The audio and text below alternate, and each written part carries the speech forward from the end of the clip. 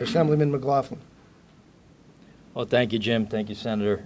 It's an honor to co-sponsor this legislation. I want to thank everybody for being here, Dr. Shannon and Bill DeCont, Lori-Ann Smith, and Dean Bodner, for, they've lived through these tragedies, and to have the courage to come here today and help us shine a light on this issue so that we can bring a stop to this, so we don't have another 4,200 people just in 5 months alone killed in the United States.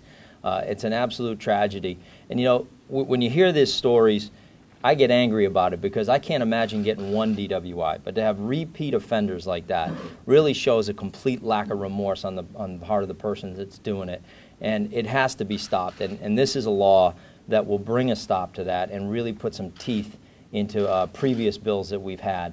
I just can't imagine being that heartless to get behind a wheel repeatedly after you've been caught once. I would think for anybody in this room, if you were caught one time, that would scare the heck out of you, and that'd be the end of that. And you'd kind of make your one mistake, and you'd never do it again. But for people to get repeatedly behind the wheel really angers me. So I'm very happy that we're here today shining a light on this, and it's the right time to do it. Memorial Day, as we kick off the summer season, there's going to be a lot of people on the roads, and we want to bring attention to this issue. And whether the governor does this administratively or we do it legislatively, it's very important that this bill get done and passed, and soon, so that we don't have tragedies like this that these folks have suffered through. And they live this every single day. I mean, Bill DeCont's out there all the time talking about DWI because he has to be. I mean, he lost almost his entire family. Steve and Lori-Ann Smith. I mean, Hannah went missing for a little while this winter, and thankfully she returned home.